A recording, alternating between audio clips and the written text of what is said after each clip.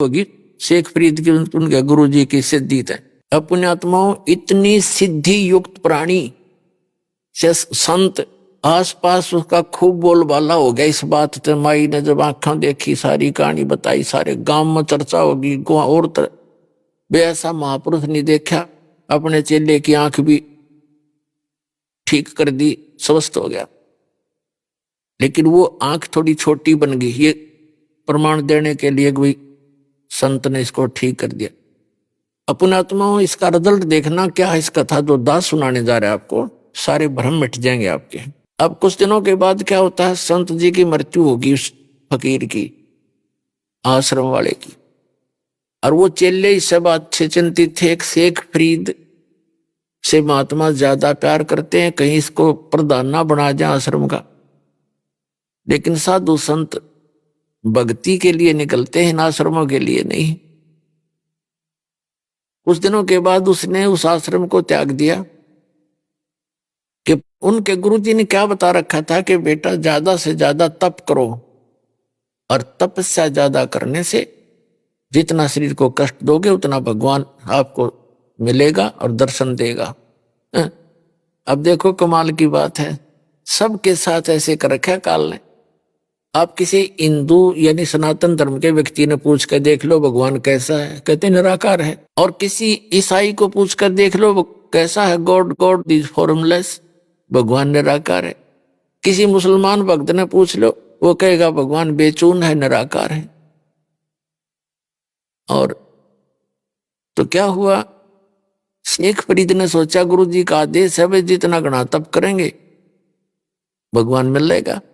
तो उन्होंने कहते हैं 12 वर्ष में 1.25 मन यानी 50 किलो अन्न खाया। 12 वर्ष, एक वर्ष में 365 दिन, और 12 वर्ष उस 12 से गुणा कर लो, और एक दिन की एवरेज निकाल कर देख लो 50 किलो कितने दानों का आटा इससे आता है। 10 ग्राम नहीं आओ एक दिन में। इतना आहार किया उसने कुल 12 वर्ष में, और तपस्या करी। शरीर कति सूख का कांटा हो गया, अस्थि पिंजर शेष रह गया। और कुएं में लटका करते थे, और कष्ट देने के लिए ऊपर पैर बांध लेते थे।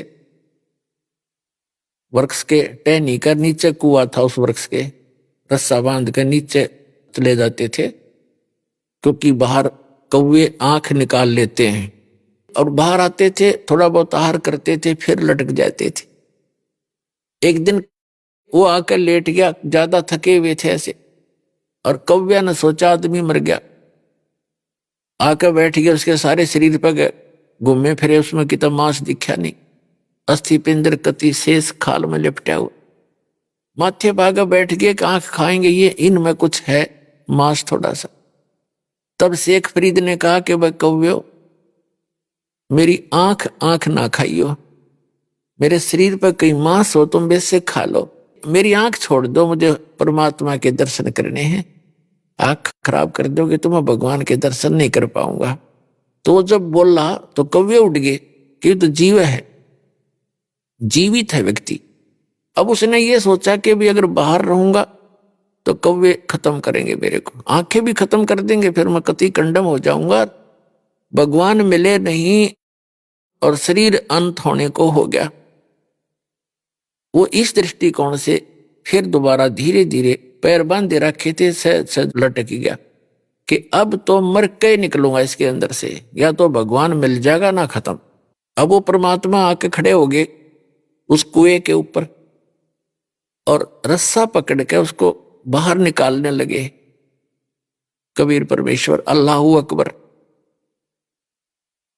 तो शेख फरीद ने कहा कि भाई कौन है, मेरे साथ शरारत मत करे, क्योंकि पहले वो ऐसे कुएं में लटक रहे होते थे तो बच्चे आते थे, उसके रस्से न डंडी तो घुमा देते थे। शेख फरीद कभी इधर लगता था कुएं में, कभी इधर लगता था, और वो ऐसे कर लेता था। अब बच्चे हैं, छेड़छाड़ कर चले जाएंगे थोड़ी देर में, वो एक बार धक्का के भाग जाते थे। उसने देखा कि इसने तो मैं बाहर ही निकाल लिया। उन्होंने सोचे अच्छा नालायक आदमी आया, तो उसने कहा भाई मुझे छेड़े मत। शेख फरीद कहता है भगवान से कि मुझे ना छेड़, और तू अपना काम कर, मैं अपना काम कर रहा हूं। तो परमात्मा ने पूछा, आप क्या कर रहे हो महात्मा जी? कि मैं परमात्मा के दर्शनार्थ, परमात्मा के पाने के लिए, भगवान को देखने के लिए, परमात्मा का दीदार करने के लिए और साधना कर रहा हूं। तो परमात्मा ने कहा कि जिस भगवान की तू साधना कर रहा है, पहले तो यह साधना ठीक नहीं तेरी। परमात्मा ने कहा कि मैं हूं वो अल्लाह अकबर। शेख फरीद ने सोचा है तो कति पाड़ी टकराएगा आज तक, तो निरा निकम्मा आदमी है, अपने आप को भगवान कहता है, फिर भी साधु अपने भाव से बोला करते हैं। तो उसने कहा, भाई, शेख फरीद ने कहा कि भाई ऐसे ना बोल, तुझे पाप लगेगा। भगवान दिखाई थोड़ा ही देता है, भगवान तो बेचून है, निराकार है, और आदमी भगवान नहीं हो सकता। तो परमात्मा ने कहा कि भले आदमी, तुम्हारी थ्योरी क्या और प्रैक्टिकल क्या कर रहे हो तुम? एक तरफ ते कह रहे हो कि भगवान बेचून है, निराकार है, दिखाई नहीं दे, और ऊपर से जो क्या उसके दर्शनार्थ में प्रयत्न कर रहा हूं। खाक देखेगा जब निराकार है तो क्या देखेगा, कुंडले डोरा है? तो शेख फरीद ने सोचा, भाई आदमी तो काटे का है, तो बात तो करी कही सही इसने, पर मन में जो हमारा धारणा काफी समय से बैठी हुई होती है, उसके आधार से सोचा कि भगवान तो खरी नहीं होगा, लेकिन बाखबर पूरा है तो आदमी ठीक लग गया। या बस एक के सेकंड में समझा दी, क्या करें, गामकार ज्ञान का तो चमका ऐसा लग गया करे। एक का चोट से धारी आदि मिलन दाचा, उसकी एकदम बुद्धि घूमेगी, करे सचमुच एक तरफ तो हम निरा बेचून बताओ, और फिर उसके दीदार के लिए प्रयत्न कर रहा, दर्शनार्थ, भगवान ने देखूंगा, भगवान पाऊंगा, निराकार का पाओगा क्यों? तो फिर उसके यह बात समझ में आ गई। नो के नो पैर पकड़ दिए, उलट के लटके ने बोला, महाराज मैंने रास्ता बता दे, मैं तो परमात्मा के लिए कर छोड़ का था, आज तक मैंने तो शरीर का विनाश कर लिया, पर मालिक आस पास नहीं मिला। तब उसने बताया परमात्मा ने कि भाई इस तरह तो लाख वर्ष कर ले तो भी तरह भगवान निकट नहीं आ सकता। वह विधि मैं बताऊंगा, मेरे पास है, बच्चा साधना करनी पड़ेगी, जब उसकी प्राप्ति होगी। तब उसने धीरे धीरे कहने लगे, थोड़ा बहुत आहार भी करना चाहिए, इस शरीर के साथ इसी दुश्मनी मत करो, बड़ी मुश्किल से मिलता है यो। इसमें कहते प्रथम अंदर संयम राखा, योग युक्त सब सतगुरु बाख है। गीता अध्याय नंबर 6 के श्लोक नंबर 16 में कहा कि अर्जुन, ये योग ना तो ज्यादा खाने वाले का, ना बिल्कुल ना खाने वाले का, ना ज्यादा सोने वाले का, ना कति घना जागने वाले का कभी सफल नहीं हो सकता। प्रथम अंदर संयम राखे, योग युक्त सब सतगुरु बाख है, यानी पहले खाने पीने पर संयम करे। इतना भी नहीं खाओ दड़ी पक्का खा लो, फिर अंगड़ाई टूटे, जा भक्ति कैसे करेगा? और बिल्कुल भी ना खाओ, फिर भक्ति बने को ना, पेट इकट्ठा हो जाए। अंदर संयम रखे, सीमित खावे, जिससे भक्ति भी बने और आलस भी ना छावे। तो शेख फरीद का फिर मोक्ष हुआ जब कबीर परमात्मा उसको मिल गए। देखो पुणात्माओं, दर्शन करना भगवान का कोई और बात है, परमात्मा के लोक में स्थायी स्थान पाने से हमें मोक्ष होगा, तब हमारा छुटकारा होगा, उसकी विधि है। जैसे भगवान शिव के साथ पार्वती माता, उनकी पत्नी, सदा साथ रहा करती, रोज दर्शन कराया करती, और उसका मोक्ष ना, उसको मंत्र मिला। अमरनाथ जो बना हुआ स्थान, वहां पार्वती जी को मंत्र दिया गया था। ये जो पहला आपको 5 नाम दिए जाते हैं, ये 5 नाम का दिया था।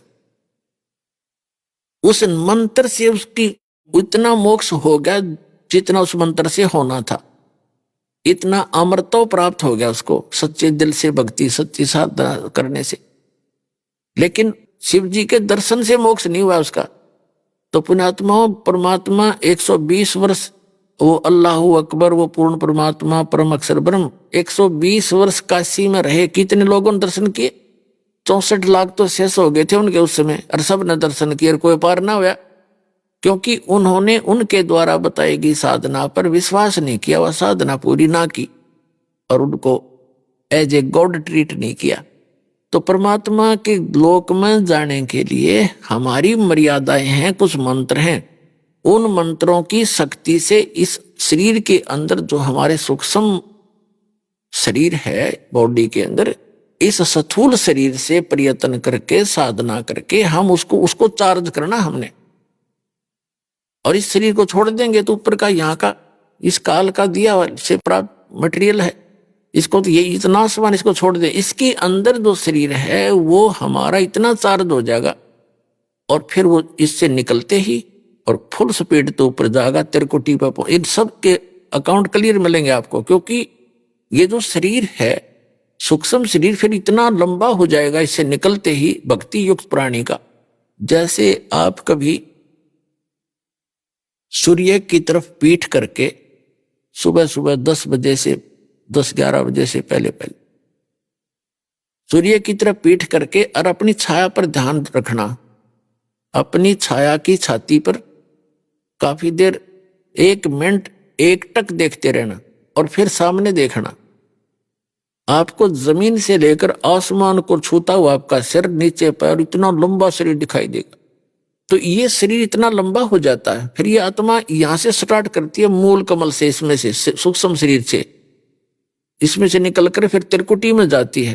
त्रिकुटी ये वहां पहुंच जाता है, त्रिकुटी उस त्रिकुटी के पास ही, तो वहां यहाँ सारा क्लियर अकाउंट करके वहां पहुंच करके फिर आगे सब मंत्रों की जो भक्ति है वो स्थान स्थान पर इनको डिपॉजिट कराते चले जाएंगे, हमारा अकाउंट क्लियर होता चला जाएगा, तब हम सतलोक जा पाएंगे।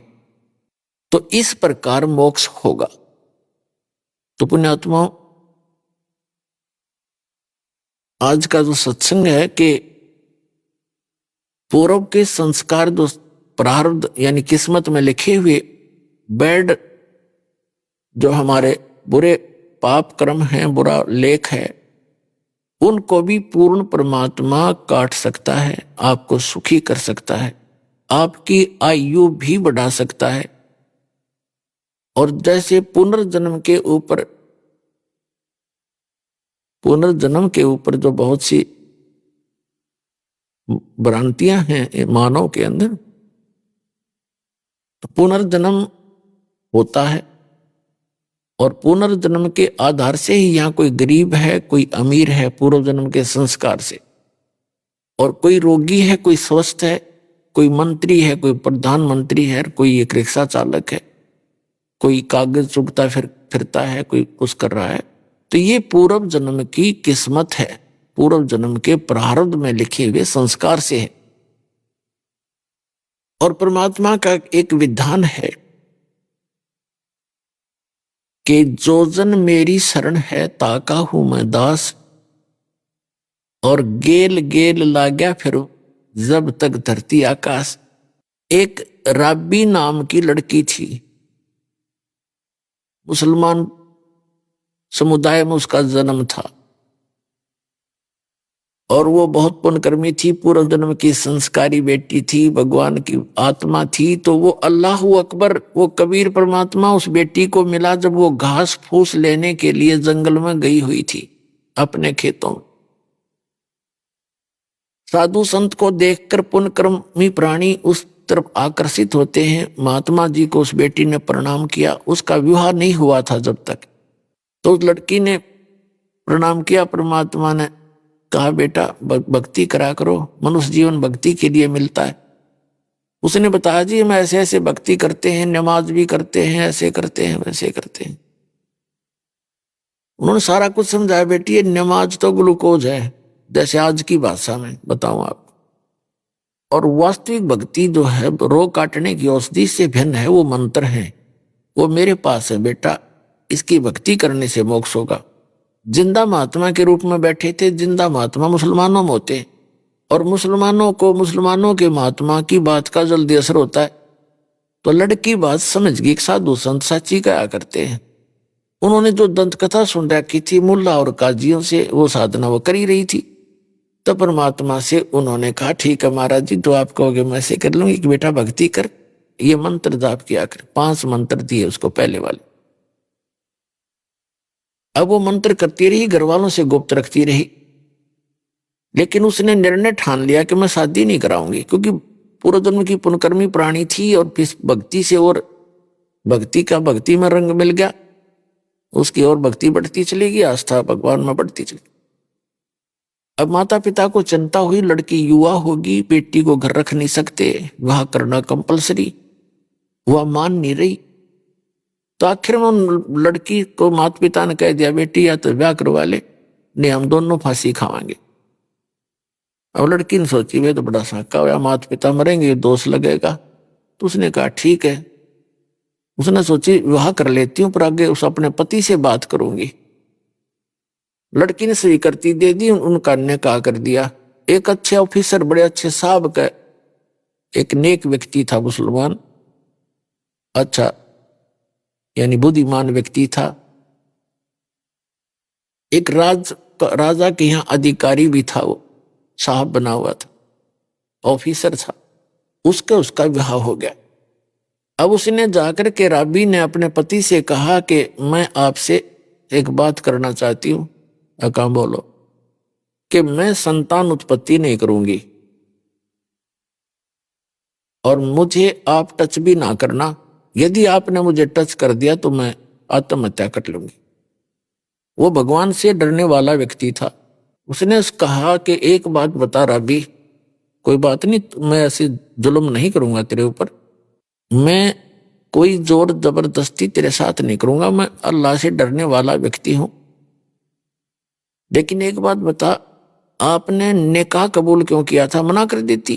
कोई दबाव था तेरे पे? अपना कोई दबाव नहीं था। मेरे पर दबाव ये था कि मैंने कोशिश बहुत की थी, मेरे माता पिता ने मेरी एक नहीं सुनी और उन्होंने समाज के डर से आत्महत्या करने की ठान ली। तो मैंने यही सोचा था कि हो सकता है कोई अल्लाह से डरने वाला भक्त होगा तो मेरा जीवन रह जाएगा, नहीं मैं आत्महत्या कर लूंगी।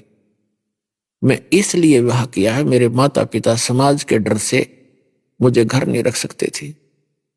तो समझ गया सारी कथा 1-2 मिनट में। फिर उसने कहा कि देख राबिया, बात सुन ले, मेरा भी समाज है, मेरा भी कुल है, ठीक है, मैं तुझे टच नहीं करूंगा, मेरी बहन की तरह रहेगी, लेकिन समाज की दृष्टि में रहना पड़ेगा मेरी पत्नी के रूप में। अपने तेरा अलग मकान बना दूंगा और तू अपना भक्ति करना, मैं अपना और विवाह कर लूंगा। मुसलमानों में कई कई विवाह हो जाते हैं। उसने ऐसा ही किया और वो लड़की अपना 100 शुक्र मनाया अल्लाह का। अब उस लड़की ने क्या किया, जो परमात्मा से प्राप्त भक्ति वह तो छोड़ दी, क्योंकि वो तो एक दिन मिल ले, और वह समाज का हर रोज देखते हैं कि सब एक ही जैसी साधना कर रहे हैं, तो वह छोड़ दी, वह उन्हीं वाली करने लगी। 2-4 वर्ष साधना की उसने। फिर शादी होने के बाद वहां के सामाजिक लोग जैसा भी कर रहे थे वो ही करने लगी। नमाज करे 5 वक्त, अपना जैसे भी।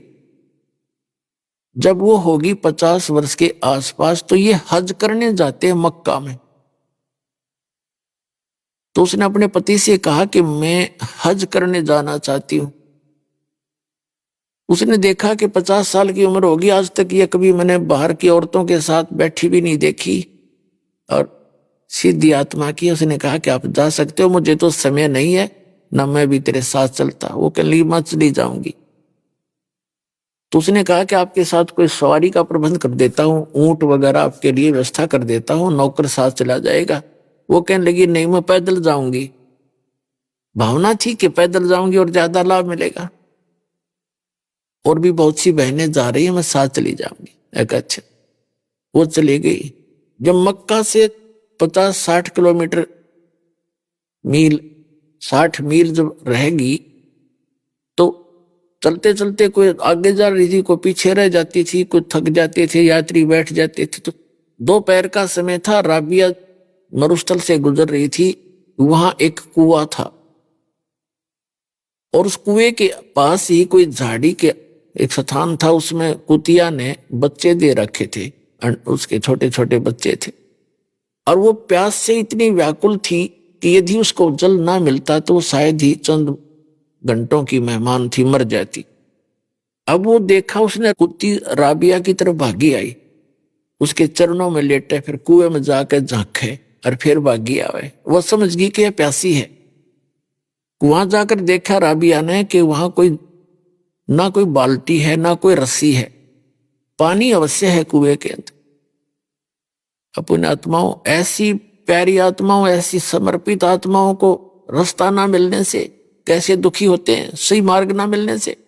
उस लड़की ने आव देखा ना ताव देखा, लंबे लंबे सिर के बाल थे, वो बाल पाड़ने शुरू किए फटाफट।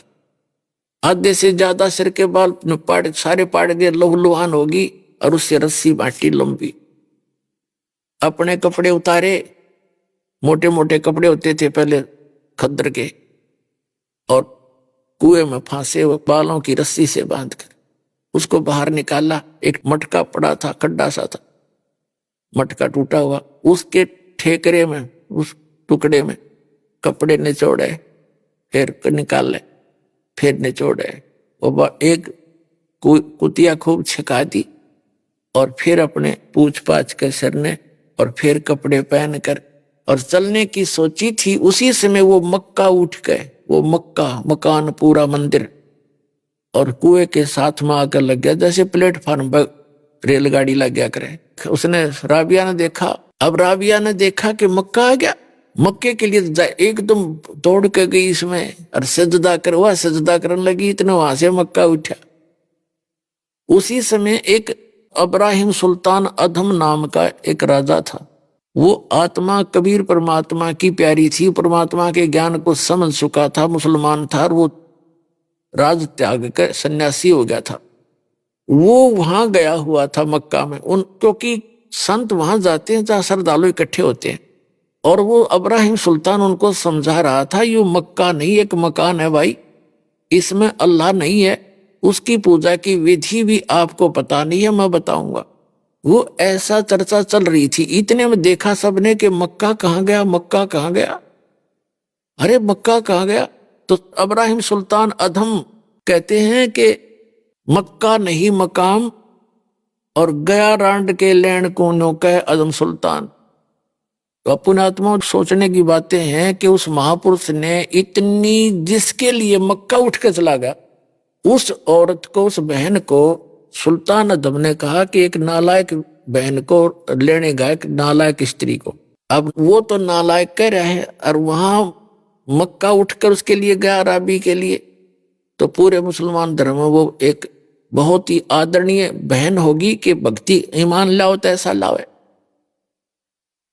अब वो क्यों कह रहा था, वो इसलिए कह रहा था कि इसने वह सही भक्ति दी छोड़, फिर डले ढूंढ लाएगी, और उस भक्ति से इसके अंदर ये सिद्धि शक्ति मालिक की दी हुई उस भक्ति से है, इसके लिए परमात्मा कर रहा है। अब इसकी बुद्धि खुल नहीं।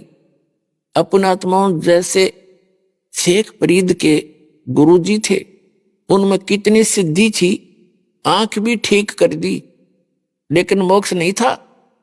तो इस आंख ने के फूका 10 दिन पीछे फिर जल जाती है। तो जो मोक्ष नहीं हुआ, तो इन सिद्धियां ने भी के चाटे। परमात्मा कहते हमारे शब्द के अंदर हम जो मंत्र देते हैं, शब्द मैल में सिद्धि 24, हंस बिछोड़े विश्व बीसा।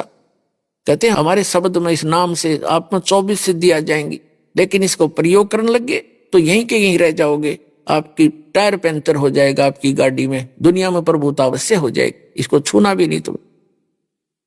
और उसने टायर पंचर कर दिया 4 साल की भक्ति में। वो सिद्धि तो थी उसकी, मालिक साथ था अपनी बेटी के। जब जिसने इतनी कुर्बानी कर दी, इतनी भावना नहीं, उसकी आस्था टूट जाती, तो वहां मक्का उठा के धर दिया मालिक ने, ले बेटी तो ये मक्का मार ले माथा, ये धर दिया उठा के तेरे लिए।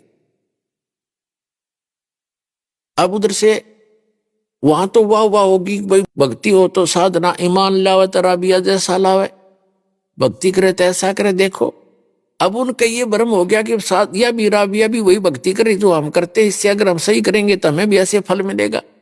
लेकिन उनको जड़ का पता नहीं था, वो साधना कौन सी कर चुकी थी, और फिर तो वह गुमराह हो चुकी थी। उस बैटरी पीछे की चार्ज से उसको मालिक साथ दे रहा था। 2 जन मेरी शरण है, ताका हूं मैं दास, और गेल गेल लग गया फिर जब लग धरती आकाश। अगले जन्म में वो लड़की मृत्यु को प्राप्त हुई, एक बांसुरी नाम की लड़की हुई, और उसने खूब परमात्मा की महिमा गाई। फिर कहते हैं वैसा बनी फिर वह अगले 3रे जन्म में। अब वो भक्ति पूर्व जन्म की जो 4 साल भक्ति की थी उसने सत्य मालिक के चरणों में, जो मालिक ने भक्ति बताई थी उसको, अल्लाह अकबर ने, उसके कारण उसको 3 जन्म और मिल गए।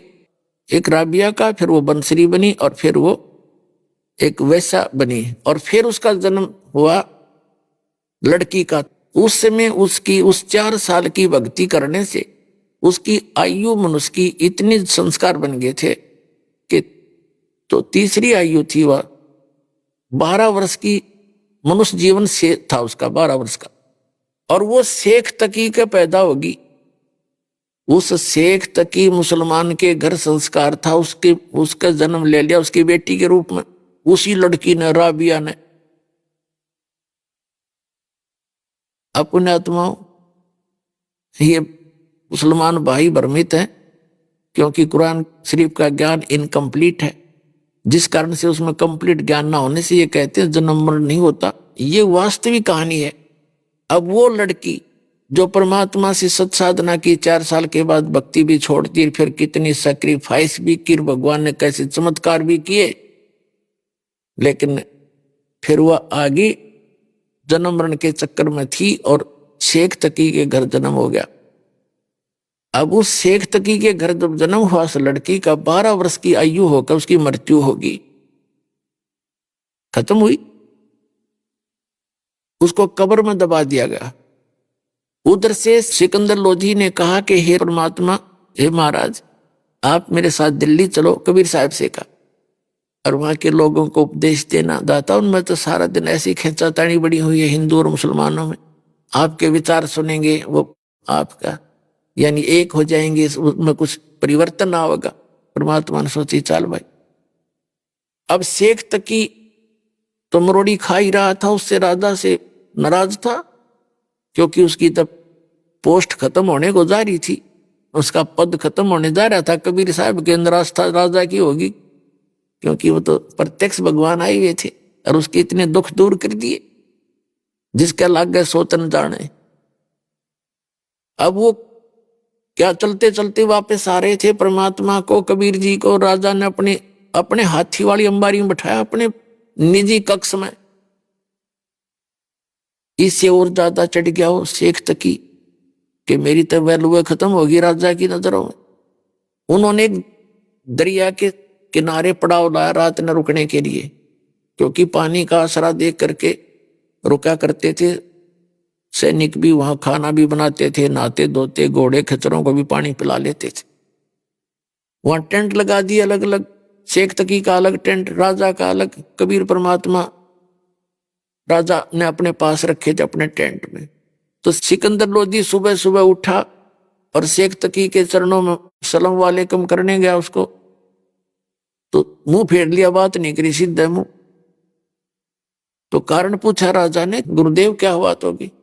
उसने कहा कि मेरी जरूरत क्या है, तुझे तो मिल गए ना पीर, ठीक है, तू हिंदू हो गया है, तू काफिर हो गया है, और जाके मुसलमानों को कह दूंगा कि राजा तो हिंदू बन गया। हिंदू एक गुरु को गुरु बना दिया। उस समय तो बहुत बुरी आग लग जाती है। सिकंदर डर गया, ये बड़ा बात बिगड़ी भाई थे। तो उसने, सिकंदर ने पूछा कि बात क्या है, बात बताओ। उसने कहा कि तू कहता नहीं मुर्दे जिंदे कर देता है, मेरे सामने मुर्दे जिंदे करा, जब जानूंगा इसको। तो सिकंदर लोधी आ गया, अपने टेंट में मुंह लटका के बैठ गया, माथे पर हाथ रखे। अंतर्यामी परमात्मा ने कहा कि क्या बात है राजन, कैसे मायूस हो गए, कोई राजकाज की कोई बुरी खबर सुन ली क्या? सिकंदर लोधी ने कहा कि भगवान, हे अल्लाह, आपके रहते तो क्या दुख हो सकता है, पर ये मेरा गुरु है ना धार्मिक, ये मेरा सिर दर्द है। अब यूं नाराज हो गया, न्यू कह है कि मुझे अब मेरे सामने मुर्दा करके दिखा, जब मैं मानू इसमें कोई शक्ति है। तो इसको भगवान समझ रहा है, हमारे अल्लाह के नबी ने, हमारे अल्लाह के रसूल ने, नबी मोहम्मद ने गाय मार के जीवित की थी वचन से, और यूं मेरे सामने जीवित करके दिखा दो, अगर ये पैगंबर भी है तो। तब परमात्मा ने कहा कि जाकर उसको कह दो राजन कि कोई मुर्दा ले आवे, कोशिश कर लेता हूं। अब राजा को तो पता था मेरी आंखें आगे कर रखे, इस आंखों के सामने क्या नहीं कर देंगे। तो कहा कि पीर जी कोई मुर्दा ले आओ। कबीर परमात्मा, कबीर जी कह रहे हैं कि ला कर देता हूं उसको जिंदा, फिर तो मान लेना। परमात्मा ने ये सोचा था कि अगर ये मान गया, शेख तकी मान ले मेरी बात को, तो सारे मुसलमानों ने कह देगा भाई भगवान आ रहे हैं, आ जाओ कल्याण करवा ले, उनका उद्धार हो जाएगा, परमात्मा के बच्चे मुझे पहचान लेंगे। लेकिन ये जो भी हमारे धर्म गुरु रहे हैं सदा से ही, सभी तो नहीं, जो पुण्यात्मा है वो तो हमेशा परमार्थ ही सोचा करते हैं। अधिकतर इनकी वैरायटी सी रही है, ये मानने को ना चाहे खुदा आ जाए इनके सामने उससे भी विवाद करेंगे। आप नहीं मानेंगे, जनता बेसिक मान जाओ, इतनी कर्महीनता आ जाती है इनके अंदर। तो उसने कहा कि मैं शेख तकी कहने लगा कहां से लाऊं मुर्दा, में आएगा जो बताऊंगा, वक्त आने दे। अब सिकंदर लोधी ने सोचा भाई जैस दिल्ली पहुंचने से पहले पहले जो कोई मुर्दा आ जाए जिंदा हो जाए तो मेरी राज बचेगा, ना तो जाते काम बिगाड़ेगा, सब ने बका देगा। सारे इसकी बात मानते हैं मुसलमान धर्मगुरु की, और मेरा राज गया। तो परमात्मा ने यह भी समस्या हल करनी थी, क्योंकि परमात्मा अपने भगत की टेंशन देख नहीं सकते। अब वहां काशी बनारस से चलने से पहले परमात्मा कबीर जी ने कहा था कि मैं तेरे साथ जब चलूंगा राजा, जब तू मेरे से दीक्षा ले लेगा। तो सिकंदर लोधी ने कहते हैं अपने सामने देख रहा भगवान, तुरंत दीक्षा ले ली। और परमात्मा ने कहा कि मांस नहीं खाएगा, तेरे राज्य में मांस नहीं होना, कटना चाहिए, कोई जीव हिंसा नहीं होनी चाहिए। तो सिकंदर लोधी ने कहा भगवान मैं राज्य में मुनादी जरूर करा दूंगा कि जीव हिंसा ना करना, लेकिन मेरी मानने का कोई नहीं, क्योंकि ये मुसलमान जो मांस खाते हैं और ये मैं शायद नहीं कर पाऊंगा, मैं नहीं खाऊंगा, मैं प्रतिज्ञा करता हूं। तब परमात्मा उसके साथ आए थे, चल ठीक है तू ना खाना, और एक बार अवश्य सबको अनाउंसमेंट जरूर करवा देना, पाप लगेगा, मांस नहीं खाना चाहिए। उसने हाँ भर ली। तब परमात्मा आए थे। तो उधर से क्या हुआ कि एक लड़का 12-13 साल की वर्ष की आयु का मृत्यु को प्राप्त हो गया। तो कुछ कबीले ऐसे होते हैं जो ना तो दफनाते हैं, जमीन में नहीं गाड़ते, कब्र नहीं बनाते, और नहीं जलाते हैं, वो क्या करते हैं जल प्रवाह कर देते हैं उसको। वो उनका अंतिम संस्कार है। एक कोई घास फूस का पूला सा बना के उसके ऊपर आदर से रख देते हैं और उसको जल प्रवाह कर देते हैं। ऐसे अंतिम संस्कार किया हुआ एक 12-13 वर्ष की आयु का लड़के का शव आ रहा था उसी दरिया से। तब सैनिकों ने देखा जी मुर्दा आ गया, मुर्दा आ गया। तो सिकंदर लोधी के जान में जान आई, को आ गया तो मेरे पीछा छुटेगा, कर देंगे काम, यू मान जाएगा फिर शेख तकी। तो इतने में सब इकट्ठे हो गए, शेख तकी भी आगे, कबीर साहब को बुला लिया। तो कबीर साहब ने कहा शेख तकी पहले तय कर, कहीं फिर पीछे तो नंबर बनावा तो मैं भी कर दूं। तो शेख तकी सभी ने कहा जी ठीक है करो आप। वो लोग अपने पंतर मंत्र उतारिया, इतने काफी देर डाउन स्ट्रीम में पहुंच गया मुर्दा बहता हुआ। तब शेख तकी कहता है ये तो न्यू चावे था कि मैं करता रहूं, इतनी चला जाए, मुर्दे जीदे होते हैं क्या, वो तो कयामत के समय होंगे, कयामत आएगी तब सब जिंदे करे जाओगे। परमात्मा ने कहा कि ठीक है शेख तकी डट जा। कबीर साहब ने ऐसे संकेत किया उसको, जैसे मुर्दा जा रहा था पानी में बहता हुआ, तो उसको ऐसे किया था, वो उल्टा चल पड़ा मुर्दा, जैसे इंजन वाली नौका चलती है